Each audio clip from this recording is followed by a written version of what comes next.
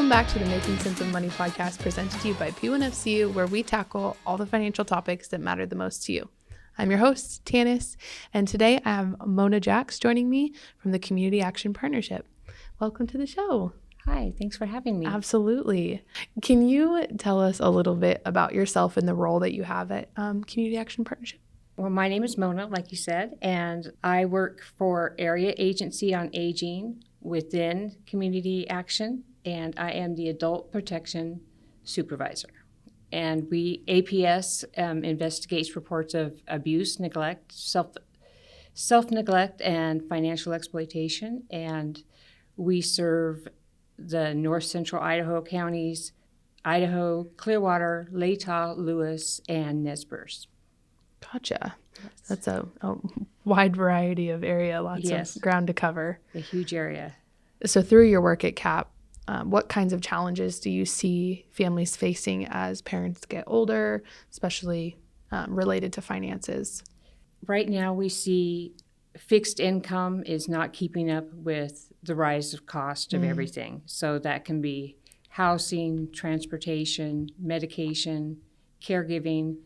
All of those prices are rising, and yet their fixed income is staying the same.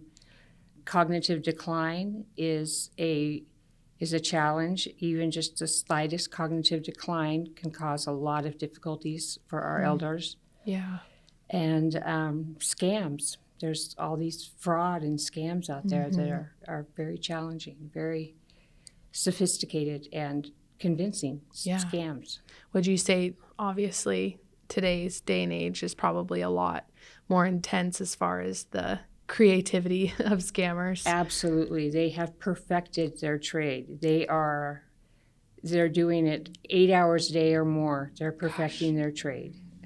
Gosh. And targeting our seniors.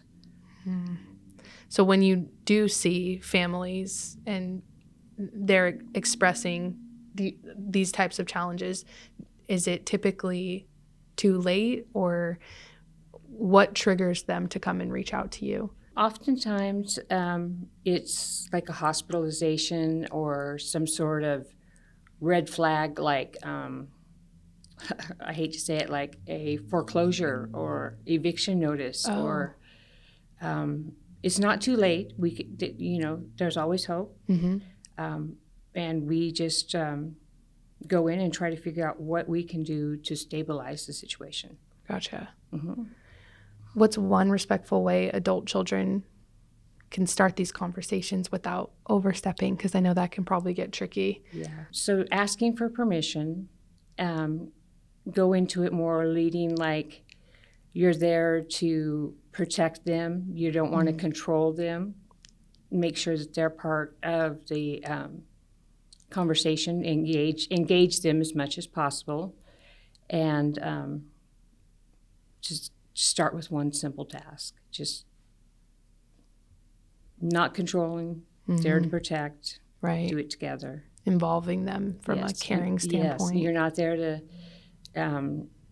say that they can't do it anymore. Yeah. You just want to have some oversight in case something were to happen. So less of like an intervention. Yes. Gotcha. That makes Cooperative. sense. Yes, absolutely. What are some key red flags that may signal an aging parent struggling financially or becoming vulnerable? Late payments, odd ATM withdrawals, very secretive. If your parents become very secretive and don't want to talk about finances, if they have a new best friend that's helping them, especially with finances, and they're overly involved. Other red flags are, again, cognitive decline, confusion around banking that they used to know, normal things that they were used to doing, they can't do anymore. Frequently losing their cards. That's another red flag. Yeah. It's important to have people like you to help in these situations, and then a good relationship with financial institution, because we also are looking for those things as well. It's Absolutely. a big emphasis on our training. So it's important. Yes. Why would you say seniors, in your opinion, are such common targets for fraud and the types of scams that you're seeing? I believe that scammers look for money, and our seniors have, they've built their estate, or they have money, and they're a very trusting generation. They're very open and trusting, and there's also this factor of isolation.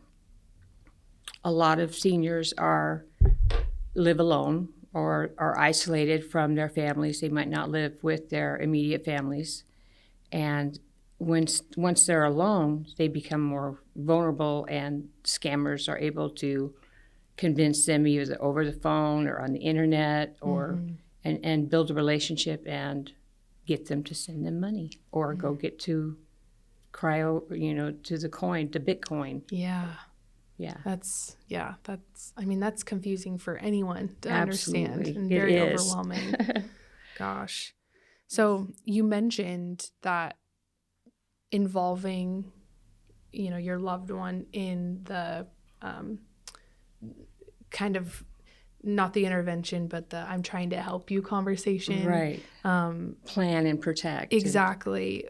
How can an adult child do that while still preserving their independence? I mean, I'm sure that's really tricky. It's a fine line, but again, planning is the key here. Yeah. You don't want to wait till it's a crisis and then everybody's freaking out. Planning is the best prevention to prevent an episode. So if you can talk to your parents while they're cognizant, one, and when they're in a good mood. Yeah. Approach them on a good day. Approach them very calmly, very mellow, and just say, "Hey, I don't want to see anything happen. If something were to happen, where would we go to pay your bills, or where would we, just come up with a game plan. Yeah. A simple game plan. Yeah. Like a help me help you type of situation. Yes, that's correct. And exposure too of, your guys being able to know where to go within CAP and who to talk to and the resources to be able to help your loved ones is also huge. Yes. So if someone was concerned about their aging parent and they're listening right now, where would they start? Well, I would start with a conversation first and foremost. If you believe that they're being exploited or neglected or anything like that, Adult Protective Services and law enforcement. And your financial institution. Go talk to your financial institution if you believe something is a little wonky. It's a good start for sure. Absolutely. Yeah. Is there any tips or information that you think is important to share that we haven't touched on? Scammers really try to use urgency and scare tactics, I guess is a way to put it. And our elders are prone to, just fall prey to that, where they feel like, oh, I have to listen to this person. I have to go get this money now. And you do not have to do that. Take a step back. Just kind of slow it down and see what happened. See what's going on. Yeah. And don't let them pressure you into making immediate decisions and handing over cash and things of that nature. Oh yeah, absolutely. Or going to the worst case Bitcoin scenario. Machine. Yeah. Oh goodness. Yeah. That's absolute worst case scenario. Yes. Education on that has been huge. Yes. So, just having the conversation with your parents. We don't want this to happen. How can we prevent this? Yeah.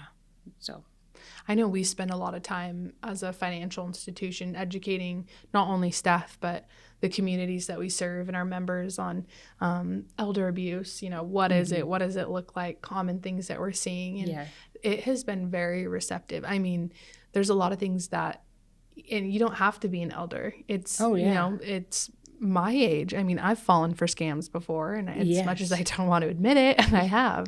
Well, like I said, they're getting very sophisticated. are. They're getting very, they're very good at what they do. They really are. And it's important to spread that education out there and to have people like you. So thanks for Yes. what you do. Yes, and I do community education as well too. Oh, beautiful. So we try to educate agencies that we work with, as well as just the public. Oh, awesome. Mm-hmm. Do you guys do classes or? Generally, we just go and I do presentations for the different agencies or groups, and sometimes we do it in the community center Perfect. for lunch, for some of the lunches and things like that. Yeah, that's great. So if someone wanted to get connected with you for some training, would they just call your office? Yeah, Or? they can call AAA, which is Area Agency on Aging within Community Action, Awesome. and they can ask for me, and that would be great. Okay, awesome. Well, I have one last question. Yes. And that is, what is one thing that you wish you would have learned about money earlier in life? I wished I would have listened to my parents and saved better. I wish that I would have paid myself first. I know that sounds kind of funny, but No. taken a little bit out and just saved it. Yeah. Big Every or small. paycheck. Yeah, big Anything. or small. Exactly. Anything at all, I think would be just pay yourself first. Yeah. Such a simple tip, but one of the most important, if not the most important. Yes, that we don't do Yeah. unless you have it already automated, which would be a great idea too. Absolutely. Automatically have a certain percentage taken out of every check. Yeah. Some good tools out there. Well, Mona, thank you so much for sharing about Community Action Partnership and what you do. It's very important, and the education that you provide is also really great. So we'll definitely be in touch about how we can capitalize on that. So Thank you. thank you. Thank you very much. And thank you to everybody for tuning in. We hope you learned something new today and feel one step closer to making sense of money. Don't forget to check out our newsletter and subscribe at p1fcu.org. We'll see you next time.